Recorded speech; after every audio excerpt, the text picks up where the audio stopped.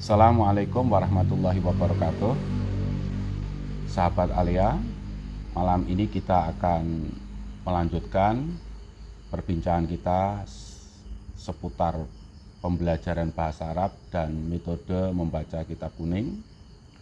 Malam ini saya ditemani oleh anak saya, Ali, yang kebetulan dia ingin bisa bahasa Arab dan membaca kitab kuning. Alhamdulillah, mungkin Ali bisa menjelaskan materi yang kemarin sudah dibahas di video sebelumnya. Coba diterangkan. Pertama, bahasa dibagi menjadi dua, yaitu bahasa lisan sama bahasa tulisan. Oke, benar. Terus Kegunaan bahasa lisan dan bahasa tulisan seperti apa, Li? bahasa lisan digunakan untuk mempelajari bahasa ibu. Bahasa lisan digunakan untuk belajar Bahasa ibu. gitu, ya kan? Kalau bahasa tulisan digunakan untuk belajar bahasa lisan asing, bahasa asing. ya kan? Ya. Oke, berarti harus ingat-ingat sekali lagi ya. Jadi bahasa lisan biasanya dipakai oleh orang untuk mempelajari bahasa ibu, ya kan? Ya. Misalnya Ali belajar bahasa Indonesia melalui bahasa lisan dari penutur-penutur sebelumnya seperti abah, mama, dan sebagainya. Nah, kalau bahasa tulisan dipakai untuk mempelajari bahasa asing, misalnya Ali belajar bahasa Inggris melalui bahasa tulisan dengan buku-buku itu, gitu, paham kan? Oke, itu yang harus diingat juga. Lalu mana yang lebih dulu, bahasa lisan sama bahasa tulisan itu, Li? Bahasa lisan. Oke, bahasa lisan lebih dulu, baru kemudian bahasa Tulisan. Jadi bahasa lisan ini posisinya sebagai apa nih terhadap bahasa tulisan ini? Kira-kira begini, Li, kalau belum paham, kalau tidak ada bahasa lisan, kira-kira ada enggak bahasa tulisan itu? Tidak. Berarti bahasa tulisan itu dasarnya, bahasa lisan itu dasarnya bahasa tulisan gitu loh. Ya. Paham ya? Paham. Jadi kalau tidak ada bahasa lisan, tidak akan ada itu bahasa tulisan gitu. Nah, jadi yang utama, yang fundamental itu adalah bahasa lisan atau bahasa tulisannya yang harus ada? Bahasa lisannya. Bahasa lisannya. Lah, di situ. Nah, lalu bahasa lisan itu sesungguhnya adalah bunyi, ya kan? Bahasa lisan itu bunyi, ya. Bahasa Arab, bahasa Inggris, bahasa Cina, bahasa Jepang, bahasa Indonesia itu pada dasarnya adalah bunyi. Nah, bunyi ini bukan sembarang bunyi, Li, tapi bunyi yang dihasilkan oleh sistem pengujaran manusia. Paham ya? Paham. Nah, jadi kalau misalnya suara trompet itu dikategorikan bahasa enggak, Li? Tidak. Bahasa suara kendang? Tidak. Suara burung? Tidak. Kenapa? Karena tidak berasal dari sistem pengujaran manusia. Ya, betul sekali. Jadi suara kendang, suara trompet, suara burung itu tidak bisa dikatakan sebagai bahasa. Oke. Jadi bunyi bahasa itu yang dihasilkan oleh sistem pengujaran manusia. Lalu kita lebih dalam lagi gitu loh. Nah, bunyi bahasa itu terbagi menjadi berapa? Bunyi bahasa itu terbagi menjadi berapa macam?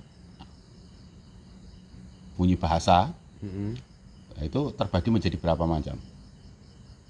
2. Apa itu? Panjang sama pendek. Vokal dan konsonan. Iya, lupa ya kan? Ya. Ya. Jangan lupa, jadi bunyi bahasa itu kemudian terbagi menjadi dua, yaitu vokal dan konsonan gitu. Nah, kalau dalam bahasa Indonesia konsonan itu apa? B, C, D, dan F, dan seterusnya. Jangan lupa itu. Kalau vokal? A, I, U, E, O. Ya, itu vokal. Nah, sekarang bunyi bahasa Arab sekarang. Nah, bunyi bahasa Arab itu juga terdiri dari vokal dan konsonan gitu. Ya, jadi bahasa Arab juga terdiri dari vokal dan konsonan. Nah, vokal dan konsonan, vokal dalam bahasa Arab itu apa? Ada berapa macam vokal? Vokal ada 2, Mm-mm. panjang sama pendek. Vokal panjang dan vokal pendek. Oke. Lambang vokal pendek apa aja? Fathah, kasroh, sama domah. Nah, nek fathah identik sama A, kasroh identik sama I, doma identik sama U. Nah, kalau vokal panjang lambangnya apa? alif, ya, wawu. Nah, oke. Jadi seperti itu. Nah, lalu kalau konsonannya dalam bahasa Arab? Ha, ta, sa, dan seterusnya. Oke. Jadi itu bahasa Arab dan bahasa Indonesia sama gitu. Nah, pemirsa, sahabat Alia, jadi sekali lagi bahasa Arab dan bahasa Indonesia sama ya, masing-masing memiliki vokal dan konsonan ini yang harus dipahami. Oke, lalu sahabat Alia, materi malam ini sebenarnya adalah perbedaan vokal panjang dan vokal pendek. Nah di sini nih pemirsa ya. Nah ini saya buat ini nih. Nah, coba Ali tunjukkan mana vokal pendek dan mana vokal panjang. Ini vokal pendek, yang ini vokal panjang. Nah, berupa apa nih? Coba tunjuk. Nah, gini nih mesinnya. Ayo. Oh ya. Vokal panjangnya apa nih? Yang ini vokal pendek, yang ini vokal panjang. Ya, vokal pendeknya berupa apa? Vokal pendeknya berupa kasroh dan vokal panjangnya berupa ya. Ya, oke. Ya. Jadi vokal panjangnya berupa ya, vokal pendeknya berupa Kasroh. kasroh. Ini pemirsa sahabat Alia, tulisan seperti ini ya. Ya. Ulangi lagi nih biar jelas nih teman-teman nih. Pemirsa sahabat Alia biar jelas nih. Vokal pendek di sini ada kasroh dan vokal panjangnya ada ya. Oke ya. Nah, lalu kemudian kalau yang ini pemirsa nih. Nah, ini vokal pendeknya apa? Vokal pendeknya di sini ada fathah dan di sini ada vokal panjangnya ada alif. Alif. Ya, gitu. Paham ya? Oke, kalau kemudian yang ini? Nah, ini Vokal pendeknya ada domah dan vokal panjangnya ada wawu. wow. Ya, seperti itu. Jadi vokal pendek dan vokal panjang seperti ini ya, dalam tulisan. Nah, sekarang gini Li. Nah, kalau tulisan ini gimana Li?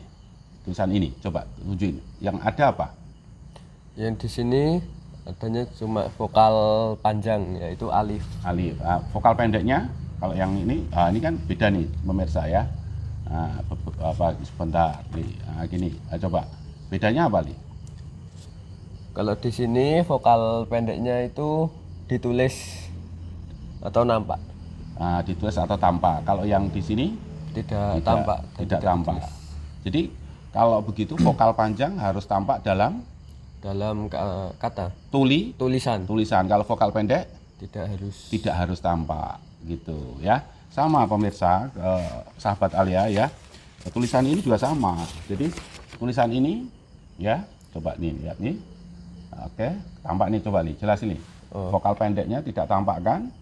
Vokal pendeknya di sini domahnya tampak, kalau di sini tidak tampak ya.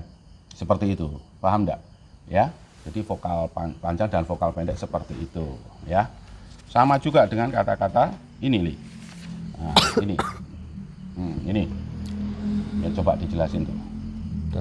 Di sini vokal pendeknya kelihatan, yang di sini tidak. Tapi untuk vokal panjangnya tetap kelihatan Di dalam tulisan. Oke. Jadi Ali sekarang bisa membedakan, berarti perbedaannya apa tuh? Antara vokal pendek dan vokal panjang tuh. Kalau vokal pendek itu tidak harus nampak dalam tulisan, kalau vokal panjang itu harus nampak dalam tulisan. Iya, itu pemirsa sahabat Alia ya. Vokal panjang itu harus tampak dalam tulisan. Nah, sedangkan vokal pendek tidak harus tampak dalam tulisan. Oleh sebab itu kita tahu kemarin juga sudah dibicarakan kalau tulisan ini itu kategori tulisan apa Li? Kalau bedanya apa nih? Nih. Ini tulisan apa? Yang ini tulisan sempurna, yang ini tidak sempurna. Nah, kenapa dibilang sempurna? Karena ada vokalnya Ah, yang pendek masih ditulis. Nah, yang masih ditulis, kalau yang ini Tidak. tidak. Jadi pemirsa, tulisan ini tulisan yang mana ya? Ini Yang ini tulisan tidak sempurna, yang ini tulisan sempurna. Ya. Nah, membaca kitab kuning itu berarti membaca tulisan tak sempurna ini. Paham enggak? Paham. Nah, seperti itu ya. Jadi kalau orang mau belajar membaca kitab kuning, itu artinya dia belajar membaca tulisan Tidak sempurna. tidak sempurna gitu. Nah, sayangnya kan begini, Li. Ketika orang di pesantren ya, itu tiba-tiba tuh para santri itu dihadapkan tulisan kitab kuning itu. Sementara dia tidak mengerti apa yang seharusnya dihadapi. Paham enggak? Nah, itu akhirnya mereka kebingungan gitu loh. Paham enggak? Dia enggak tahu harus berbuat apa gitu. Nah, itu yang menarik. Jadi yang menarik di situ. Jadi tulisan itu kemudian yang ada di kitab kuning itu tulisan tak sempurna gitu. Tulisan tak sempurna, sementara yang di Al-Qur'an itu Tulisan sempurna. nah, kenapa itu? Karena vokalnya ditulis atau nampak dalam tulisan. Oke. Jadi sahabat Alea sudah, saya harap di sini sudah bisa clear gitu, jelas sekali gitu. Apa persoalan yang terjadi itu, yang ada di dalam kitab kuning itu ya. Jadi di dalam kitab kuning itu ya yang ada itu adalah tulisan tak sempurna. Nah, biasanya seperti itu, dan itu kalau kalau dalam bahasa Indonesia tidak bisa, Li. Iya. Kalau dalam bahasa Indonesia itu kalau tulisan di karya ilmiah atau dalam buku ya vokal dan konsonannya harus ada di dalam tulisan. Tapi kalau bahasa Arab boleh vokal pendeknya enggak ada. Oh, iya. Paham enggak? Tapi vokal panjang ada gitu loh, paham enggak? Iya. Nah, itu seperti itu. Jadi vokal vokal panjang harus ada dalam tulisan, itu keharusan supaya orang juga tidak bingung gitu loh baca tulisan tidak sempurna itu gitu ya. Oke, itu yang pertama. Jadi materi kita sudah tambah nih tentang perbedaan vokal panjang dan vokal pendek. Nah, sekarang yang terakhir nih, kita akan bicara sistem pengucaran. Nah, kalau tulisan seperti ini, bagaimana Ali mengucapkannya? Mereka pergi sekolah. Nah, tulisan seperti ini diucapkan mereka pergi sekolah. Nah, kita bisa mengucapkan seperti itu gitu. Misalnya mengucapkan MRK itu bisa mengucapkan apa? Mereka. Itu karena di dalam pikiran kita itu ada rangkaian vokal seperti ini. Paham enggak? Oh iya. Paham enggak? Jadi seandainya tidak ada EEA di pikirannya Ali gitu ya. Deretan konsonan MRK itu tidak akan diujarkan mereka gitu. Jadi yang membuat kita bisa mengujarkan tulisan tak sempurna itu karena di dalam pikiran kita sudah ada deretan EEA itu gitu. Paham enggak? Kalau tidak ada, tidak bisa. Begitu juga E dan I. Ketika ini digunakan untuk mengucapkan deretan konsonan PRG. Ya, diujarkan pergi. Ini harus ada di dalam pikiran. Pikiran otak. Kalau otak itu nanti sapi ada otaknya, pikiran, kesadaran gitu ya. Seperti itu. Nah, demikian juga kata deretan vokal ini.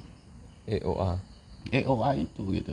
Itu ada di pikiran Ali, sehingga ketika ada deretan konsonan SKLH, Ali bisa mengucapkan sekolah begitu ya. Jadi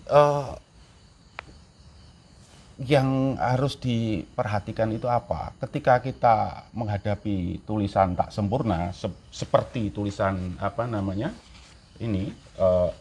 seperti tulisan MRK ini, pemirsa sahabat Alia, maka yang harus ada di pikiran kita adalah deretan vokalnya itu gitu. Nah, deretan vokal itu adalah sistem pengucaran. Kalau yang ini namanya yang di diujarkan. Ya, ini yang diujarkan. Jadi MRK diujarkan dengan EEA gitu. Nah, EEA itu sistem pengujarannya atau kaidah pengujarannya gitu loh.